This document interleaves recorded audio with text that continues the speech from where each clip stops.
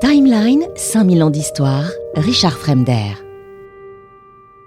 Pharaon ne se montre évidemment pas encore convaincu, il lui en faut plus. Alors Moïse étend la main sur les eaux du Nil, et le fleuve se change alors en sang, et tous les poissons périssent.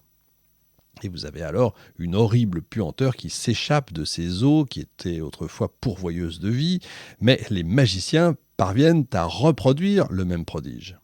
Alors, Moïse réitère quand même sa demande de laisser partir les Hébreux, mais devant le refus obstiné de Pharaon, de nouveaux fléaux s'abattent sur l'Égypte.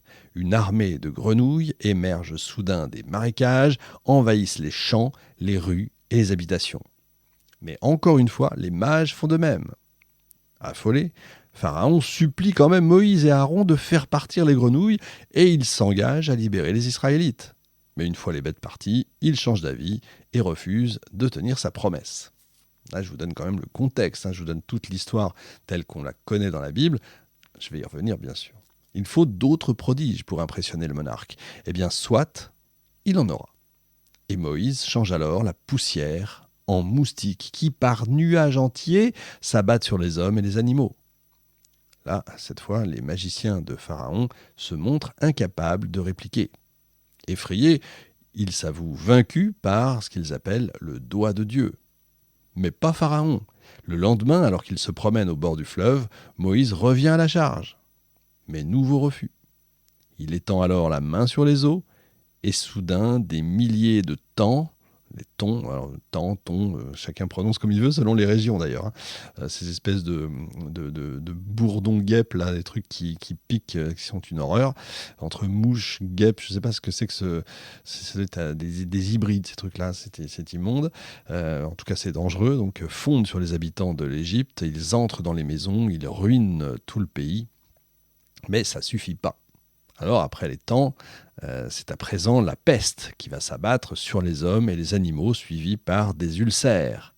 Et ça ne suffit pas davantage. Alors Moïse fait pleuvoir, mais pleuvoir pas de l'eau, une grêle extraordinaire comme on n'en a encore jamais vu, qui ravage les champs, abat tous les arbres du pays.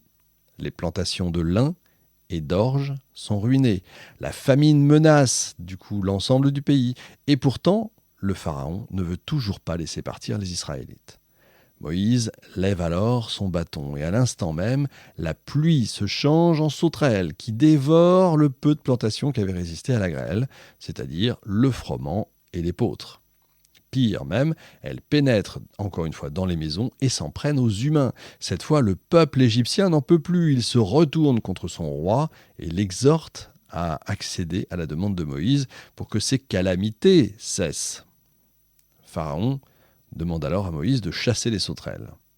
Un fort vent d'ouest se lève et emporte avec lui toutes les bestioles. Mais une nouvelle fois, Pharaon refuse de laisser partir les Hébreux. Et Moïse, une nouvelle fois, étend la main vers le ciel et des ténèbres épaisses s'abattent sur l'Égypte. Et durant 3 jours, il est impossible de voir quoi que ce soit. La terreur commence enfin quand même à s'emparer de Pharaon. Il fait venir Moïse et Aaron, leur donne la permission d'emmener les Israélites hors d'Égypte, mais sans leurs troupeaux, pourtant indispensables pour accomplir des holocaustes et des sacrifices. Cette fois, c'est Moïse qui refuse. Furieux, Pharaon chasse Moïse de sa demeure, menace même de le faire mourir s'il ose reparaître devant lui. Moïse annonce alors la dernière catastrophe que Dieu fera s'abattre sur l'Égypte. Tous les premiers-nés des animaux et des hommes, tous, sans exception, quelle que soit l'origine sociale, mourront par la main de Yahvé. Moïse s'en retourne auprès de ses frères hébreux, les avertit de ce qui va se passer. C'est alors la nuit de la fête de la Pâque. Il leur donne les instructions dictées par Dieu pour la célébration de cette fête essentielle dans la vie du peuple juif. Chaque Israélite doit d'abord s'emparer d'objets en or et en argent appartenant aux riches Égyptiens, ainsi que leurs plus beaux manteaux pour piller le pays. Moïse leur transmet ensuite les instructions pour le déroulement du rituel de la Pâque que la communauté devra reproduire d'âge en âge. Au crépuscule du 14e jour, chaque famille doit égorger un chevreau ou un agneau mâle âgé d'1 an. Chaque animal est rôti et absorbé durant la nuit et les restes sont brûlés au petit matin.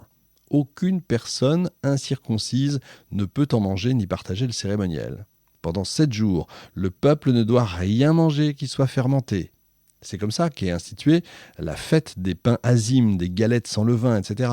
Ensuite, pour que l'ange de Yahvé épargne les maisons des Israélites, ils doivent répandre le sang des bêtes sacrifiées sur les 2 montants et le linteau des maisons, parce que, leur dit Moïse, c'est à ce signe seul que le Seigneur reconnaîtra les siens et les épargnera. Et quand minuit arrive, comme annoncé, l'ange de Dieu descend sur l'Égypte et frappe en effet tous les premiers-nés des Égyptiens, les animaux comme les humains, y compris le fils aîné de Pharaon qui devait bien sûr un jour monter sur le trône de son père. Je cite la Bible à ce moment-là, « Il eut un grand cri cette nuit-là, car il ne se trouva pas une maison sans aucun mort. » Si le cœur de Pharaon n'avait cessé de s'endurcir de jour en jour, cette fois, là, la coupe est pleine, c'en est trop. La mort de son fils aîné, encore tout jeune, lui assène le coup de grâce, si vous voulez. Effondré, anéanti, il cède, il accepte enfin de laisser les Hébreux s'en aller avec leurs femmes, leurs enfants et leurs troupeaux. Timeline, 5000 ans d'histoire, Richard Fremder.